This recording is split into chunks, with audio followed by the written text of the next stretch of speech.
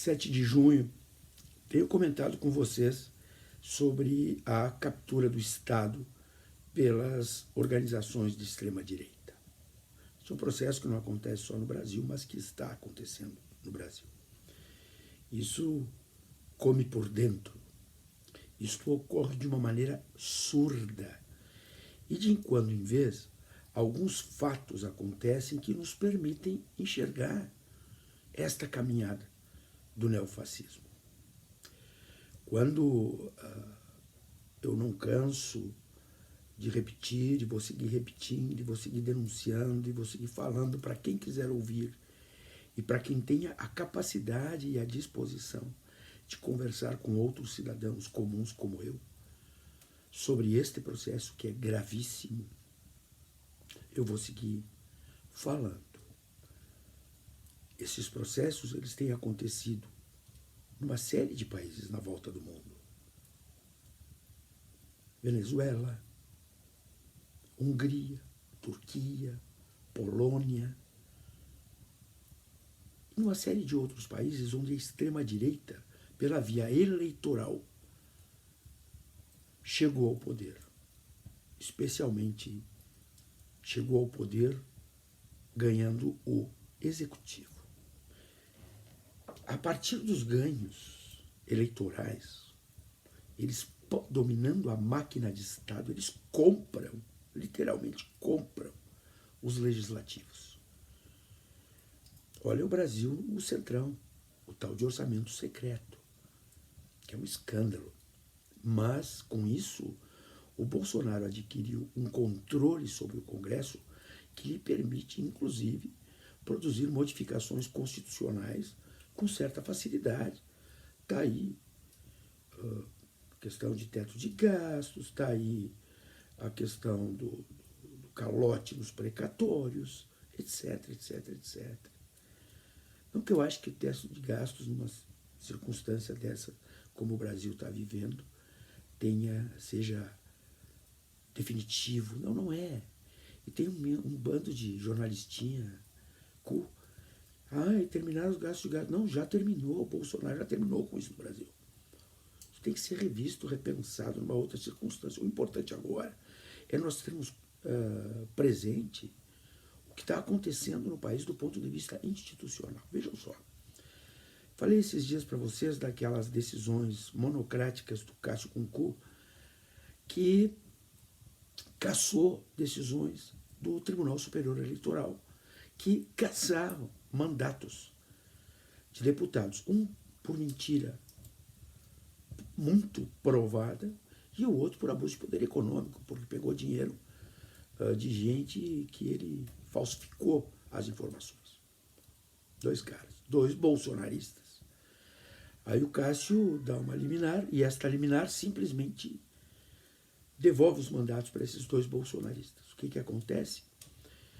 Diante da saia justíssima que se estabelece para a justiça eleitoral, na esteira do que o Bolsonaro vem fazendo todos os dias, se marca um X nas costas de cada ministro do Supremo. Ou seja, de novo, o processo é o mesmo.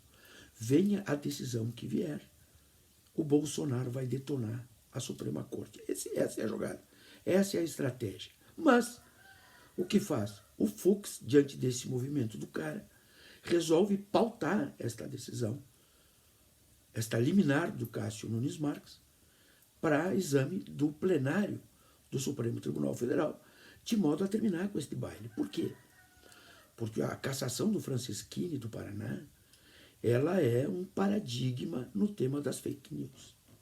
Foi o primeiro deputado cassado por conta de fake news. Isso é muito importante nesta quadra de disputa que vai se estabelecer agora até outubro.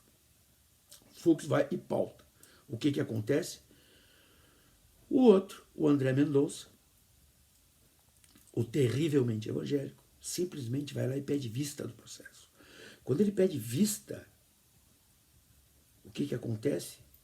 Não tem mais prazo para examinar. Ou seja, a decisão do Nunes Marques poderá durar para o resto da vida. Salvo se o Fux, aí ele, na condição de presidente do Supremo, resolver suspender os efeitos da liminar dada pelo Nunes Marques. O que eu quero dizer para vocês? O que tem de errado do ponto de vista institucional desse jogo praticado por esses dois ministros bolsonaristas? Esses dois ministros do Supremo Tribunal Federal bolsonaristas. São coisas diferentes. Ser indicado pelo Bolsonaro é uma coisa. Ser bolsonarista é outra coisa. Pode o presidente da República indicar ministros? Claro que pode. Deve. Está na lei, está na Constituição. O fato que chama a atenção é que esses ministros indicados pelo Bolsonaro praticam o bolsonarismo dentro do Supremo Tribunal Federal. Praticam como? Produzindo ações políticas que vão no sentido dos desejos que Bolsonaro tem de construção de um clima que desacredite a Suprema Corte brasileira. Ora, assim o Estado vai sendo capturado. Bolsonaro foi eleito democraticamente, mas ataca as instituições democráticas. Os ministros do Supremo foram indicados de acordo com a Constituição e com a lei, mas eles fazem política partidária dentro do Supremo. Não esqueça, dos 6 que condenaram Lula, 4 foram indicados pelo PT. Não esqueçam disso. Dos que votaram a favor da não cassação do Lula, da não prisão do Lula, tinham sido indicados por Fernando Henrique, etc. E tal. Então, vejam, a Suprema Corte ela deve se comportar como uma defensora da Constituição e não como uma defensora do projeto político deste ou daquele presidente da República que o indicou. Os Estados Unidos estão enfrentando problemas seríssimos porque Trump indicou ministros que têm compromisso com o trumpismo lá nos Estados Unidos. O tamanho dos problemas que eles estão enfrentando são enormes. Vejam, o Bolsonaro indicou 2. E olha o que já está acontecendo. Até agora, por exemplo, a graça que o Bolsonaro deu para o bandido aquele, o Daniel Silveira, não foi examinada pelo Supremo. Por quê? Por que será? E se for levada ao plenário, qualquer um deles pode pedir vista, de acordo com o regimento interno do Supremo Tribunal Federal, que é lei. E esta coisa poderá nunca ser julgada. Se é certo que muitas coisas precisam ser revistas no judiciário brasileiro, uma delas é que o Supremo Tribunal Federal, ele é o guardião da Constituição, mas ele não é, ele não deve ser, ele não pode ser o dono da Constituição. Mais do que isso, cada ministro do Supremo Tribunal Federal não pode se comportar como se fosse o próprio Supremo Tribunal Federal. Porque nós temos 11 ministros, 2 turmas, mais o plenário. Portanto, hoje, se nós formos ver na prática, nós temos 14 Supremos.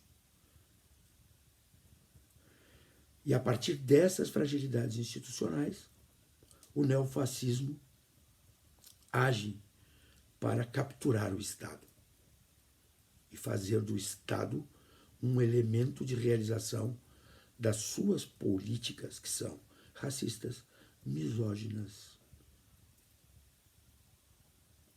antipobre. É só ver a política do governo Bolsonaro. Não me canso de falar, pensem sobre isso. Isso não é como lidar com aumento de gasolina. Isto é lidar com o futuro de gerações no país. Tá bem? Vamos nessa. A coisa tá feia e não é fácil enfrentar.